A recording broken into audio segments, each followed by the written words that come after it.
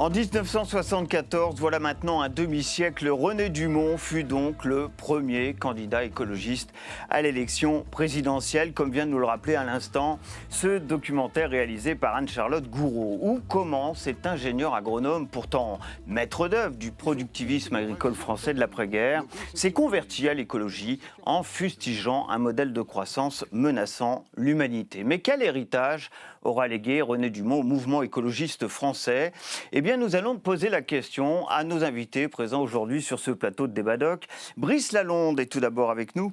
Bienvenue à vous, Brice Lalonde. Nous vous avons entendu témoigner dans ce documentaire, et pour cause, vous avez été le directeur de campagne de René Dumont en 1974. Vous étiez alors le tout jeune président de l'association Les Amis de la Terre. En 1980, vous êtes à votre tour candidat à l'élection présidentielle, où vous arrivez d'ailleurs en 5e position, avec 3,9% des suffrages. Ce n'est pas le plus mauvais score des écologistes à une élection présidentielle, loin de là. Vous serez ensuite secrétaire d'État, ministre délégué, puis ministre de l'Environnement sous les gouvernements de Michel Rocard, puis Édith Cresson. C'est entre 1988 et 1992. À vos côtés, Marine Tondelier. Bienvenue à vous, Marine Tondelier.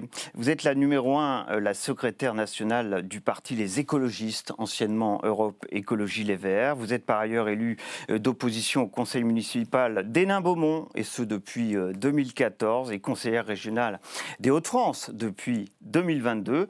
On citera aussi ce livre, Nouvelles du Front, édité aux éditions Les Liens qui libèrent. C'est en 2017, un témoignage, le vôtre, sur la gestion de la ville d'Hénin-Beaumont, dirigée par l'élu du Front National à l'époque et aujourd'hui Rassemblement National, Steve Briois. Et puis enfin avec nous, Erwan Lecoeur. Bienvenue à vous.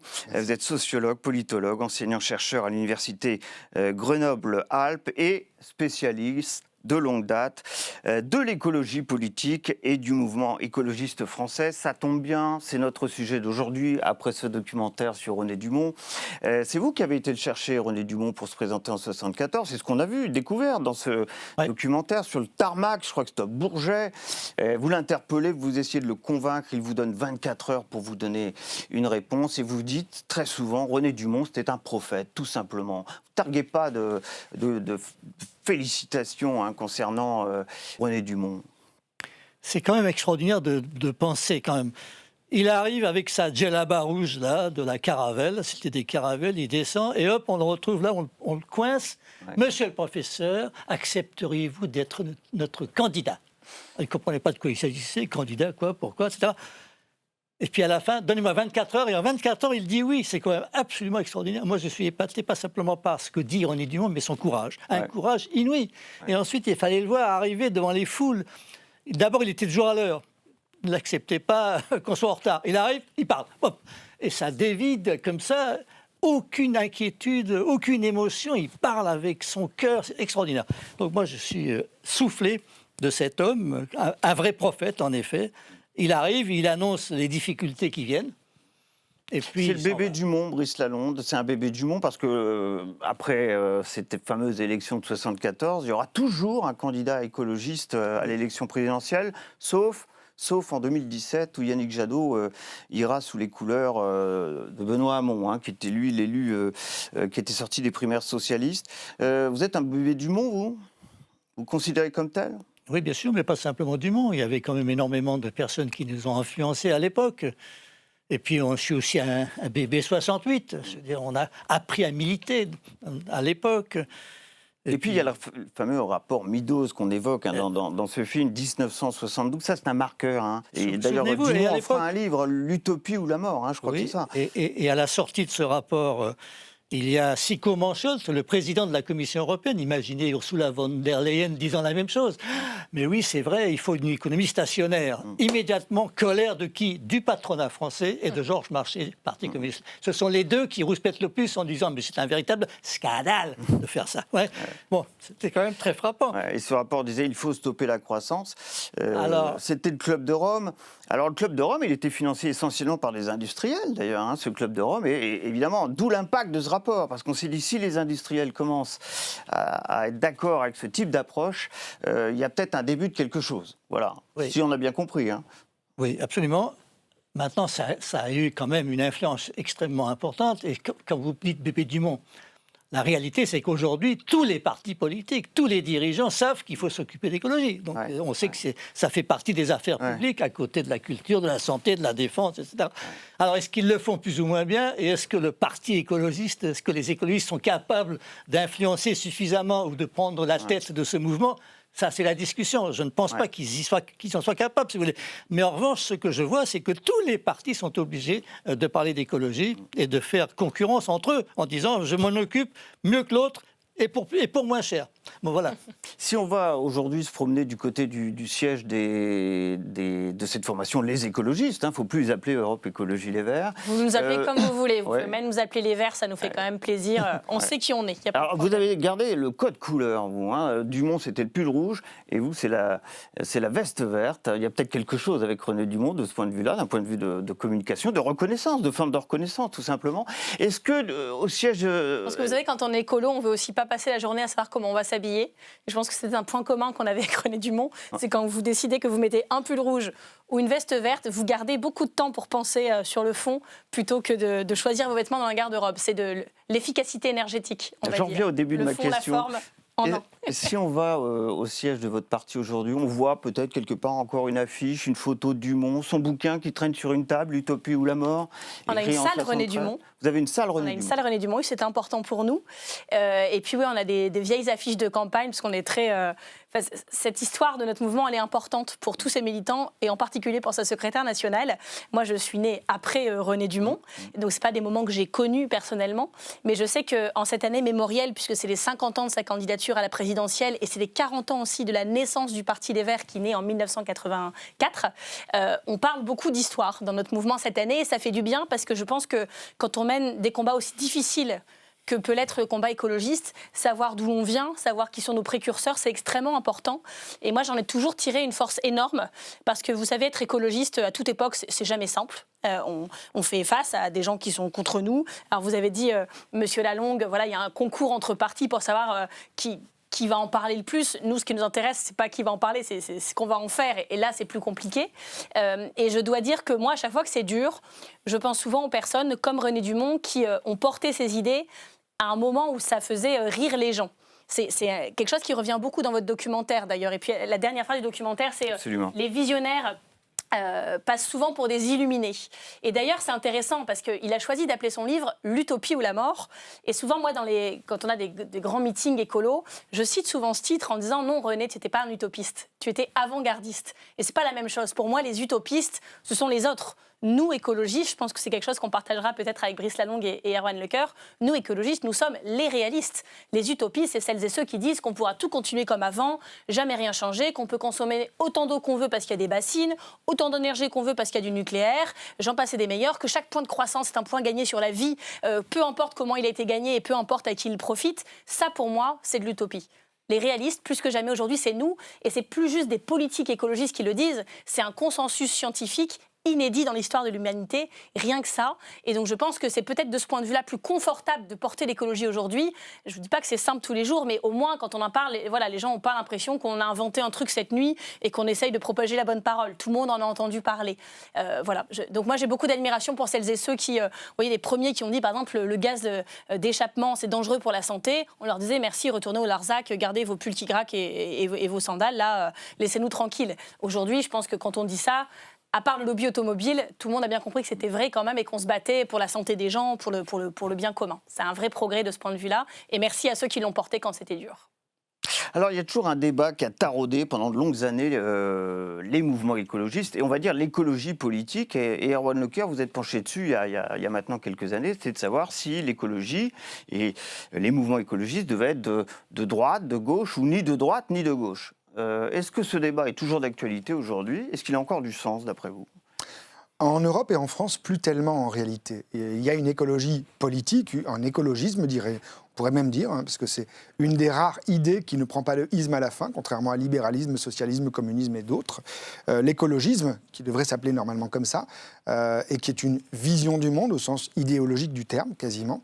Et René Dumont et d'autres ont écrit dès les années 70 et ont porté dès les années 70 l'idée que c'était une vision du monde et pas seulement une façon de faire de la politique. Donc en cela, il y a une façon de faire de la politique qui est proprement écologiste. C'était la fameuse question, est-ce qu'on est de droite, est-ce qu'on est de gauche? La réponse de l'époque, c'était on n'est ni de droite ni de gauche, on est devant, on est avant-gardiste, qui vient d'être dit, on est en avance. On voit les choses qui vont arriver dans 50 ans, dans 100 ans sur la planète. Et René Dumont, de ce point de vue, était en effet, il y avait un côté prophétique. Aujourd'hui, moins, parce que, comme ça vient d'être dit, le GIEC vient dire exactement ce qu'il disait. Note juste une chose, la plupart des écologistes au démarrage sont des scientifiques. Ce n'est pas des gens qui viennent de la sphère politique. Ce sont des gens qui viennent, et d'ailleurs les premiers écologistes étaient souvent des gens qui venaient de la sphère scientifique, de la sphère associative, et ils savaient de quoi ils parlaient, contrairement en général aux hommes politiques qui ne savaient pas très bien de quoi ils parlaient en termes d'écologie. Donc ça, c'est la première chose. Elle est devenue de gauche à la fois par opportunisme, parce que le mode de scrutin en Allemagne, en France, en Belgique et dans d'autres pays permettait à ces écologistes de se faire élire grâce à l'apport de voix de la gauche. Mitterrand et Brice Lalonde en a été l'emblème, je dirais. 81, candidat. 90, il crée Génération Écologie et il est ministre d'un gouvernement Rocard, pas d'un gouvernement à l'époque autre. Donc très rapidement, dans les années 80, le choix est fait. L'écologisme devient de gauche pour plein de raisons, et notamment la composition sociale des gens qu'on voit dans le film. C'est-à-dire qu'en fait, et Brice Lalonde l'a rappelé, on est après mai 68. Et l'écologie se développe après mai 68, comme l'a très bien expliqué quelqu'un que connaît bien Brice Lalonde aussi, Serge Moscovici, qui pour moi est le penseur de l'écologisme que les écologistes n'ont pas lu, malheureusement, mais qui a été le penseur vraiment avant 68, après 68, de ce que l'écologie pouvait être. Eh bien, je pense que c'est la question du mouvement social écologiste et du parti écologiste, s'est posée en termes, je le disais, d'opportunité, mais aussi de développement dans une sphère sociologique qui était clairement la deuxième gauche. PSU, CFDT, etc. Tous ces mouvements associatifs qui ont porté l'écologisme dans les années 70-80 jusqu'à la réparation des Verts. Alors pour illustrer ça, vous ne donniez aucune consigne de vote en 1981, autrement dit, vous n'appelez pas à voter François Mitterrand. Il n'y a aucune consigne de vote d'ailleurs du côté des autres candidats à la présidentielle en 88 et 95. Ce n'est qu'en 97, on va y revenir avec vous, que la gauche choisit, par opportunisme électoral, dites-vous, de rejoindre le camp de la gauche. Mais je vais vous poser la question. Vous avez un regret sur ce choix qui a longtemps taraudé la famille écologiste? Est-ce qu'il fallait écologiser tous les partis ou créer son propre parti pour se présenter face aux électeurs? Non, je suis de l'époque de 68 et on n'aimait pas les partis. Les partis, ça fige une doctrine, ça donne des bureaucrates, ils ne pensent qu'à la prochaine élection et ils oublient le fond, pour être simple. Et bon, mais on pourra discuter de ça, si vous voulez, à l'infini. Oui. Ce qui est très important, c'est que je pense qu'il faut un président de la République écologiste, pour le coup. Parce qu'on a besoin d'écologie au pouvoir. On a besoin d'avoir une écologie, comment dirais-je, de gouvernement, très important. Et donc, c'est pas si simple, l'écologie. En revanche, sur Dumont, il y a quelque chose que je voudrais quand même dire, c'est qu'à l'époque, on ne parlait pas de changement climatique. Ce n'était pas apparu encore. Il a fallu attendre 87, 88. La première grande tempête en France, c'est 87, la seconde, 99. Donc, ce n'est arrivé qu'après. Et puis, il y a eu quelque chose que Dumont n'a pas vu, ou il était avant. C'est la Chine. La Chine s'est développée de manière incroyable après Dumont. Et ce développement incroyable a donné beaucoup à réfléchir aux pays du tiers-monde, dont Dumont était vraiment l'avocat. Il n'arrêtait pas de parler du tiers-monde, il n'aimait pas l'injustice mondiale. Eh bien, la Chine a démontré qu'on pouvait se développer d'une manière incroyable. Alors, on pourra discuter de savoir quel est l'impact sur l'environnement de ce développement, mais ça a donné une espèce d'optimisme à tous les peuples du tiers-monde, et ils ont profité de la mondialisation. Donc, il y a des choses, si vous voulez, qui ont changé depuis Dumont. Et le changement climatique a beaucoup changé aussi. Par exemple, on a besoin du nucléaire. Des accords avec Marine. Oui. On a besoin de stocker l'eau. Oui. Ou comment est-ce qu'on stocke l'eau? Discussion. Pas forcément dans les bassines, mais on a besoin de stocker parce qu'il y a beaucoup moins d'eau en été et peut-être un peu trop en hiver parce qu'il n'y a pas de neige, etc. Donc le changement climatique a beaucoup transformé les conditions même du débat politique.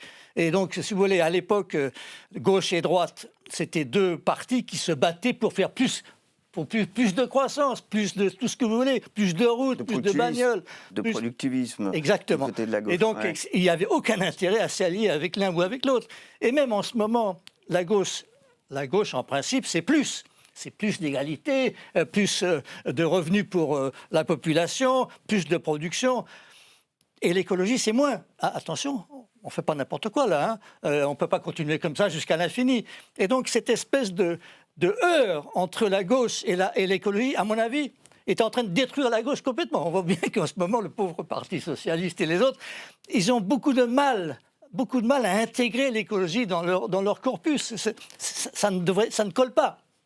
Où va se situer je voulais répondre déjà sur le truc oui. 97, alors ça c'est la bascule. Hein. Non, mais je réponds au Brice Lalande de 1968 qui se méfie des partis et qui dit ça à faire des bureaucrates. Les écologistes choisissent la gauche. Non, mais juste je voulais le rassurer sur une chose, depuis 2024, c'est que les écologistes sont quand même un parti qui continue à faire des choses très sérieuses mais sans se prendre au sérieux.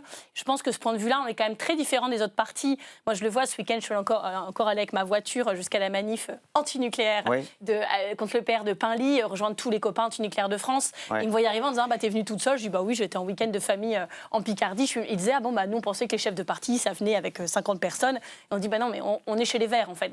Et je pense que de ce point de vue-là, les Verts sont restés fidèles à l'étape à l'idéal type de leur précurseur et c'est quelque chose auquel à titre personnel je tiens comme l'ensemble des militants.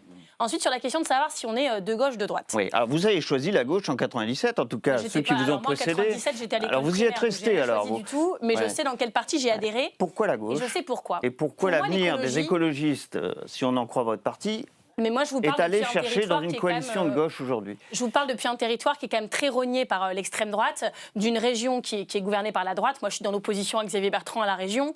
Et ce que je peux vous dire, c'est que souvent on m'a posé la question en disant Marine, moi je suis écolo, mais pourquoi l'écologie c'est à gauche ? Et je leur disais tu penses quoi de ce que moi je fais dans ma vie ? Alors ils disaient on est d'accord avec tout sauf quand tu vas aider les migrants à Calais.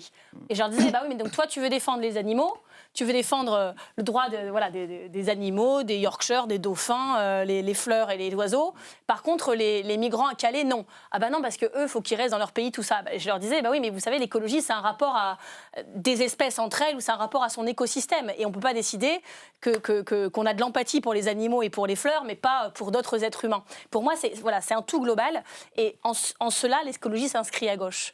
L'écologie, c'est aussi rendre indissociablement liés la justice environnementale et la justice sociale. Donc ça, c'est important aussi de le dire. Et puis, vous savez, moi, je constate ce que je vois. C'est-à-dire qu'on a M. Barnier aujourd'hui. J'ai eu des questions pendant 3 semaines. Alors, vous êtes contents, les Verts ? Il a dit qu'il y avait une dette écologique. Donc, parce qu'il avait dit le mot dette écologique, on devait être content. Sinon, ça voulait dire 2 choses. Soit qu'on n'était jamais content, soit qu'on était sectaire.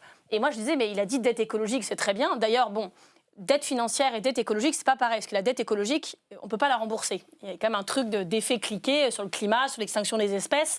Donc c'est pas genre on a fait de la dette, les générations d'après rembourseront. C'est les générations d'après auront une planète inhabitable. C'est déjà différent. Vous n'étiez pas né. Oui. Mais vous n'avez pas connu Barnier ministre de l'Environnement. Il a été plutôt un bon ministre. Oui, parce que moi, j'ai travaillé ensuite dans les associations de surveillance de la qualité de l'air qu'il avait contribué à créer. Mais vous voyez, si en 93, il avait dit le mot de dette écologique, ça aurait été moderne. Mais là, on est en 2024. Donc moi, je m'en fiche des mots qu'il emploie. Je veux voir ce qu'il fait. Et quand je vois le budget qu'il propose, avec 35% de budget en moins pour l'ADEME, avec le fonds vert qui baisse de 60%, enfin, je ne peux pas vous faire tout ce qui baisse dans ce budget, mais on voit bien que ça ne va pas être possible. Et sur le rapport de la gauche à l'écologie, parce que je suis d'accord avec vous, il y a une gauche productiviste, et pour moi, toute la gauche n'est pas écolo.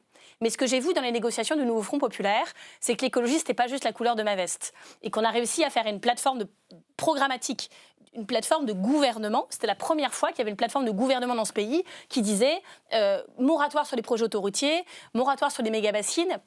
Et le Parti socialiste et le Parti communiste, quoi qu'on en pense, ont signé. Et j'ai trouvé ça hyper intéressant. Je me suis dit, tiens, on avance. Ouais. Et je vais vous raconter une petite anecdote. Et vous avez laissé le nucléaire de côté, hein, parce que ça, c'est toujours... Parce que là, vous nous dites effectivement, vous avez participé à une manifestation anti-nucléaire. Il y a quand même un vrai débat chez les écologistes. Non, mais ce programme de gouvernement disait ce qu'on allait faire pour les 2 années à venir. Ouais. Excusez-moi, en 2 ans, on ne sait pas ouvrir d'EPR, on ne sait pas enfermer non plus. Par contre, on peut développer le renouvelable et c'est obligatoire de le faire pour quelqu'un qui a conscience du monde dans lequel nous vivons. Mais petite anecdote, vendredi soir, pas plus tard qu'il y a 3 jours, on avait un débat avec plein de jeunes sur l'écologie populaire, avec des jeunes des quartiers, où on a ce débat droite ou gauche. Et donc il y en a une qui dit le problème c'est que l'écologie, moi je suis pour l'écologie de gauche parce qu'il y a des écologistes de droite, d'extrême droite, ça je suis pas d'accord. Moi je lui dis pour moi l'écologie peut être que de gauche. Donc les autres ils font ce qu'ils veulent. C'est pas de l'écologie politique, ça peut être de l'environnementalisme, ça peut être ce qu'ils veulent, mais c'est pas de l'écologie politique. Alors, et ce qui était intéressant c'est qu'il y a le copain à côté de moi qui lui dit Et ben moi, je suis pas d'accord. Je pense que l'écologie est de gauche et la gauche est écologiste. Et ceux qui sont de gauche et qui sont pas écologistes, c'est qu'ils l'ont pas encore compris, mais ils sont pas de gauche, parce qu'en 2024, on peut pas être de gauche sans être écologiste. Et c'est quelqu'un qui avait 10 ans de moins que moi. Et je me suis dit, c'est intéressant parce que ce débat continue à vivre chez les jeunes générations. Ouais. Mais je sens qu'on va pas être d'accord avec Monsieur Lalonde et que ce sera pas très On grave. va lui laisser la parole. Ouais. Je ne sais pas, c'est François de Rugy. Ah Il a écrit. François de Rugy, c'est un écolo. Oui, il a même été créé un ministre. parti écologiste à un moment qui s'appelle l'Écologiste. Oui, et il avait Est-ce que écrit ça a duré? La un réponse est livre non. sur une discussion qu'il avait eue au sein du Parti Vert, et sans doute que c'était une des raisons de son départ. Il avait dit « Je suis d'abord écologiste, et si je fais de la politique, je veux bien faire une alliance avec la gauche. » À quoi on lui a répondu à l'époque, c'était Cécile Duflot, « Non, je suis de gauche d'abord, et écologiste ensuite. » À ce moment-là, il a dit dans ce cas-là, je quitte le Parti Vert si c'est comme ça. Et d'ailleurs, il a Moi, je suis rejoint. écologiste, tout Il a court. rejoint une renaissance. Et pour moi, l'écologie s'inscrit à gauche, qui est encore autre chose. Mais vous savez, Monsieur de Rugy, il est parti du parti écolo, pas pour des raisons de désaccord. Il est parti pour être ministre, il faut quand même le dire. Non, je crois pas. C'est Vous assez- êtes là, Non, là mais vous tout de qui suite, tout disiez- ça c'est mesquin. Non, mais vous qui disiez, attention, les partis, ça devient la bureaucratie. Oui, oui. Je note que certains sont partis de notre parti par bureaucratie, ce qui est encore autre chose. Vous devriez plutôt Et par dire, ambition. avant que vous deveniez vous-même ministre, Marine, vous Ça a pas devriez l'air d'être dire, pour tout de suite. vous voudriez dire, la plupart des militants du Parti Vert qui sont passés aux responsabilités ont été obligés de quitter le Parti Vert. Autrement, ils n'auraient C'est pas pas pu vrai. accéder aux responsabilités. Eh bien, écoutez, je pense que c'était un problème peut-être structurel du parti auquel nous sommes en train de travailler. Et C'est bien. j'espère qu'on a signé avec la refondation du parti la fin de cette époque. Voilà, donc nous sommes dans progression. Erwan Lecoeur, moi, j'ai noté une phrase prononcée dans une interview réalisée par Abel Quentin. Abel Quentin, c'est un passionné d'écologie, est écrivain, ancien avocat. Il a cette phrase « Le climat est une question de vie ou de mort, pas les toilettes non genrées ». Autrement dit, il laisse entendre que les écologistes ont un risque, c'est un peu partout et nulle part. Ils ont perdu le fil. Le fil, ça serait celui qui aurait été tissé en partie par René Dumont et d'autres. Est-ce qu'il y a cette même perception aujourd'hui dans l'opinion lorsqu'on nous parle des mouvements écologistes? Est-ce que c'est quelque chose qui est important pour bien comprendre où va aller la boussole et où devrait aller la boussole du mouvement écologiste aujourd'hui? Oui, sans aucun doute. Sociologiquement, les écologistes ont été, dès les années 70, en pointe sur un certain nombre de sujets sociétaux, extrêmement en pointe. Serge Moscovici expliquait que le mouvement féministe était arrivé et s'était accroché avec 68. En gros, l'écologie était un peu un des enfants de mai 68 sur tout un pan. Cohn-Bendit a mis longtemps à le comprendre, mais d'autres sont allés plus vite, comme Brice Lalonde ici présent et quelques autres, puisque beaucoup de 68ards sont devenus écologistes assez rapidement. Les Baba Cool, c'était un peu les mêmes, cheveux longs, barbe, etc. Aujourd'hui, ce qui se passe en effet, c'est que sociologiquement, il y a, on le voit dans les enquêtes et quand on fait de la sociologie qualitative, pas mal de gens qui considèrent que les écologistes ont perdu, entre guillemets, leur âme d'environnementaliste, ce qui avait été dit tout à l'heure, à la René Dumont ou éventuellement à la Pierre Rabhi, dont je considère, moi, qu'il a été un peu un René Dumont bis, différemment considéré, mais sur le même sujet, en gros, l'agriculture, l'agronomie et la façon dont les terres, et avec le même côté, pour les deux, n'en déplaise à certains, le même côté un petit peu conservateur. Ne pas oublier que l'écologie est aussi une forme de conservation. Conservation du littoral, de la nature, etc. Il y a une dimension conservatrice dans l'écologie que... À droite alors? Non, conservatrice. Et le conservatisme peut être tout à fait de gauche à partir du moment où... conservatrice, sauf sur l'environnement. Voilà. Mais sur un certain nombre de sujets, la gauche a été conservatrice sur bien des sujets, notamment elle a notamment inventé un certain nombre de choses, je rappelle, dès le 19e et le 20e siècle. Néanmoins, aujourd'hui, pour répondre à votre question, il y a en effet beaucoup de gens qui considèrent que les écologistes, à force d'être sans arrêt en avance sociologiquement, parce qu'ils sont un peu les bobos de cette société nouvelle, sont toujours trop en avance et sont toujours, en effet, les gens qui sont du côté des PD et des drogués, pour le dire un peu rapidement, et de toutes les théories du genre et de toutes ces choses qu'aujourd'hui l'extrême droite va inventer comme un terme, ça va être le wokisme, le fameux l'éveil woke. L'extrême droite va accuser les écologistes. Rappelons-le. Exactement. Mais ça a une conséquence immédiate. C'est qu'aujourd'hui, ce dont on parlait tout à l'heure sur droite ou gauche, en réalité, on voit bien que sociologiquement, évidemment que les écologistes sont plutôt de tendance gauche dans l'acception générale, notamment libérale, voire libertaire, comme l'était Brice Lalonde à l'époque. L'écologisme vient du mouvement libertaire. Et donc, la gauche, aujourd'hui, féminine, féministe et écologiste est clairement identifiable. Elle est accusée de wokisme alors qu'elle est juste dans un éveil à l'égard des nouveaux mouvements sociaux. Et on voit bien qu'il y a une forme de rétractation, je dirais même de quelque chose de l'ordre du... plus que le conservatisme, c'est un retour en arrière qui est anti-écologiste. Et aujourd'hui, on voit bien comment des mouvements entiers, dont l'extrême droite, je rappelle quand même qu'on parle de René Dumont, il y avait un autre candidat à l'élection présidentielle, c'est un certain monsieur Le Pen. Il a fait 0,7% à l'époque, donc la moitié moins que René Dumont. Aujourd'hui, on voit bien que le score n'est plus tout à fait le même entre sa fille, puisque c'est une dynastie, entre sa fille et les candidats écologistes. Et c'est 11 millions d'électeurs aux dernières législatives. Il y a là, je pense, clairement une forme de réponse à la question que vous posez, c'est-à-dire aujourd'hui la droite la plus dure est en train de devenir très anti-écologiste et l'écologisme est en train de devenir encore, comme elle l'a toujours été, une espèce d'avant-scène ou d'avant-garde peut-être des sujets sociétaux mais aussi environnementaux. Et l'écologie aussi à l'avant-garde sur le combat contre l'extrême droite, ce qu'il faut souligner aussi parce que je pense que ça s'est vu cet été, que c'était important. Juste peut-être pour... ces questions-là, moi, elles me heurtent toujours, y compris la citation que vous faites. Oui.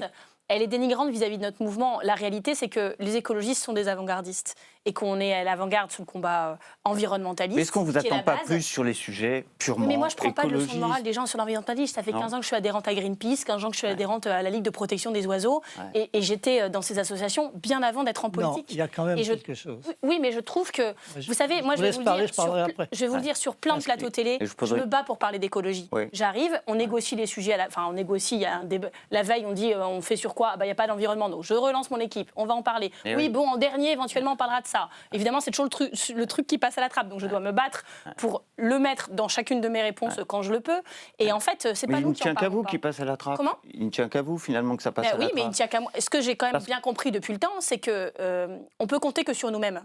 Et donc, je me bats contre des journalistes, contre mes collègues politiques pour mettre le sujet à l'agenda et je continuerai à le faire. Il n'y a pas de problème. Après, quand on parle de féminisme, ce n'est pas un gadget pour faire jeune. C'est parce que les mouvements d'oppression et d'accaparement des ressources naturelles sont quand même assez liés aux mouvements d'oppression contre les femmes, contre les personnes racisées et contre un certain nombre de minorités. Donc, tout ça est quand même assez lié. Mais moi, je refuse les gens qui nous expliquent « Ah bah les verts, ils ne servent à rien parce qu'il ne faut pas d'environnement ». En fait, j'arrive même pas à prendre au sérieux les gens qui disent ça parce que c'est faux, parce que c'est souvent du parti les Verts bashing, parce qu'on a pris une autre voie et donc on veut dire que les Verts sont nuls. Ok, ça ne fait pas avancer le schmilblick, et moi je sais ce à quoi je travaille au quotidien dans mon mouvement et je pense faire avancer la cause plus que ceux qui râlent toute la journée. Je vais citer un chiffre, un fait, qui va parler à tout le monde. C'est le jour du dépassement. Le jour du dépassement, c'est le jour où l'humanité a consommé l'intégralité de ce que la planète peut générer en une année. Le jour du dépassement, en cette année 2024, c'est le 1er août. Voilà. Depuis 1970, cette date a avancé de 5 mois. Voilà. Ça, je pense que ça parle à tout le monde. Ça parle à tout le monde. Et moi, ce que je voulais vous demander, Brice Lalonde, et à vous également, c'est quand l'écologie politique sera-t-elle capable d'engendrer les bénéfices électoraux, bien sûr, de la force du message qu'elle porte dans la société. Et ces chiffres, ce jour du dépassement, par exemple, on dit très très long sur les enjeux. Le job des écologistes, à mon avis, c'est de préserver les conditions de vie à la surface de la Terre. C'est un boulot énorme. Et c'est un boulot qui n'est pas fait tout simplement parce qu'une grande partie des conditions pour vivre bien sur la Terre ne dépendent pas du vote. Les partis ne s'en occupent pas, ce n'est pas des électeurs. C'est le monde, ce sont les mondes des animaux, le monde des plantes, le monde des écosystèmes. Ça ne vote pas. Et donc il faut absolument qu'il y ait une force politique qui s'occupe que de ça. Préserver les conditions de vie à la surface de la Terre. Ce que je reproche il faut aussi nous parler de décroissance aujourd'hui. C'est ce que disait Dumont. Non, c'est plus compliqué que ça. Voilà, c'est pas un sujet tabou, la décroissance, surtout pas chez les écologistes, par exemple. Il y a des choses qui doivent décroître et des choses qui doivent croître. Ouais. Donc il faut être un peu plus subtil. D'accord. Et le problème des Verts, ce que je reproche aux Verts, c'est qu'ils sont restés coincés à la doctrine écologiste des années 70. Ils sont anti-nucléaires, ce n'est pas le moment d'être anti-nucléaire. Ils sont contre le stockage de l'eau, ce n'est pas le moment d'être contre le stockage de l'eau. C'est une erreur. Le changement climatique a tout changé. Et il faut que le parti vert, le parti écologiste, s'adapte aux nouvelles réalités, change sa doctrine, s'adapte. et fasse des alliances Pas pour d'accord avec vous, il y préserver a les des conditions de scientifiques, vie à la surface de la mais Terre. c'est pas Brice Lalonde contre Marine Tondelier, il y a quand même des scientifiques sur ces débats. Et on posera une question à qui sont Erwan un petit peu Lecoeur plus aussi. compliqués. Alors. Par ailleurs, moi je précise quand même qu'il n'y a pas d'un côté un parti des Verts qui fait des élections tout seul et que ça, et de l'autre côté des écologistes environnementalistes qui sont dans les assos. Souvent les environnementalistes des assos sont en politique, sont parfois élus de notre parti, et nous dans notre mouvement, on n'a rarement qu'une casquette politique. On est dans le syndicat, dans l'association de parents d'élèves, on fait le composteur dans son quartier et on est multicarte dans plein d'associations qui font du bien à l'environnement. Moi, je répète à chaque émission qu'on est en 2024 et que les enfants qui naissent cette année, on ne sait pas leur garantir l'habitabilité de la planète dans 30 ans. On ne devrait parler que de ça en politique, du matin au soir. C'est ce que je fais moi en tant que secrétaire national des Verts, c'est ce qu'on fait dans mon mouvement, quoi qu'en ait l'image de personnes qui en sont un peu loin en ce moment. Mais oui, c'est une bagarre. Quand je vois le WWF qui sort la semaine dernière le chiffre, 73% de baisse en 10 ans des espèces sauvages vertébrées. 73% en 10 ans. Est-ce qu'on voit comment ça se projette dans les 50 prochaines années ? Et oui, ça devrait obséder tous les politiques. Ça n'est pas le cas. Et je veux bien qu'on ne se raconte pas que c'est juste de la faute des Verts. C'est un peu plus compliqué que ça. En 81, On a le mérite d'essayer. Mitterrand promettait la rupture avec le capitalisme. Aux prochaines élections présidentielles, si c'est vous qui y allez, vous n'avez pas proposé la rupture avec la croissance. C'est notre programme, en fait. Ouais. Donc vous allez théoriser la décroissance dans les années à venir. Je suis pour la décroissance appelez des vœux mais de René Dumont, parce que c'est lui qui provoque ce débat. Non, mais la décroissance, elle va arriver. René Dumont le disait très bien. Donc vous allez la théoriser dans les années à venir. Mais ce n'est pas une théorie, c'est la réalité. Ouais. Si vous vous rendez pas compte qu'on ne va pas pouvoir continuer à croître sur tout ce qui est en train de croître pendant encore 50, 100 ans, soit en fait la décroissance, elle est travaillée, préparée, accompagnée sous forme de transition, soit elle va arriver mécaniquement de manière très brutale, sous forme de punition, et ce sera quand même beaucoup plus violent. Donc nous, on prévoit l'accompagnement de ce changement de modèle, et pour être tout à fait concrète, on n'a pas le choix. Vous aurez le mot de la fin, Erwan Lecoeur. Est-ce que c'est ça la porte de sortie politique pour l'écologie politique demain ? C'est peut-être d'insister sur une rupture avec la croissance telle qu'elle existe. C'est exactement ce que René Dumont voulait incarner. Quand il est arrivé en 1974, est-ce que c'est encore possible et comment est-ce que... Non seulement la question n'est pas est-ce que c'est possible, la question est est-ce que c'est nécessaire. La réponse est a priori oui, c'est absolument nécessaire. Ce qui est étonnant, c'est qu'on est passé 50 ans à se poser la question de comment, avec qui, comment. Ouais. Les écologistes ont manqué de puissance. Ils ont manqué en tant que mouvement social, ils étaient une minorité active, comme le dit Serge Moscovici, et ils ne sont pas devenus un mouvement social suffisamment puissant, avec des entreprises, la prise du pouvoir à l'Élysée, etc. Par contre, sur le terrain, dans les municipalités par exemple, ils sont de plus en plus présents, de plus en plus puissants, de plus en plus incontournables. À la présidence de la République, ils n'y arrivent pas, certes. C'est la principale... Pas encore, mais ils n'y arriveront peut-être pas encore la fois prochaine. On vient de battre notre record d'adhérents de l'histoire des Verts. D'adhérents, oui, mais vous venez encore d'avoir un échec à la présidentielle, puis un échec aux européennes. Électoralement, le Parti écologiste n'est pas équipé pour concourir au même niveau que certains autres partis, par exemple le Rassemblement national, qui était beaucoup moins apprécié, mais pour lequel on votait beaucoup plus. Les écologistes, on les aime bien, mais on ne vote pas pour eux, on ne les prend pas au sérieux. On vient de faire un livre sur le sujet, écologie ou barbarie. Il va falloir choisir. Et c'est ça le sujet que posait déjà René Dumont, je pense, que les autres ont posé. À la présidentielle, les écologistes ne sont pas très bons. Dans d'autres élections, ils sont meilleurs. Et la question, c'est celle de la puissance et celle du mouvement social écologiste, pas seulement du parti politique. Il faut quand même noter qu'on gère les plus grandes villes de ce pays aujourd'hui. Il y a des millions de Français dont la vie quotidienne a changé grâce aux écolos. Et pas seulement, parce qu'on va finir là-dessus. Le parti est en train de se réorganiser, vous allez voir ce que vous allez voir. On va finir là-dessus d'ailleurs. Les écologistes dirigent plusieurs grandes villes françaises, vous l'avez souligné, ça c'est en 2020, c'est tout récent. Conquête de Lyon, Bordeaux, et Strasbourg, tout ça en coalition. Grenoble, réélection, Besançon, et participe à l'exécutif de 2 grandes villes françaises qui sont Paris et Marseille. Voilà, grand merci vraiment à tous les 3 d'avoir participé à cette émission aujourd'hui. Après ce documentaire sur René Dumont, vos réactions, ça sera sur #Débadoc. Merci à Félicité Gavalda, Victoria Bellé qui m'ont aidé à préparer cette émission. Prochain rendez-vous avec Débadoc, ça sera à la même place, la même heure, toujours avec son documentaire et son débat. À très bientôt.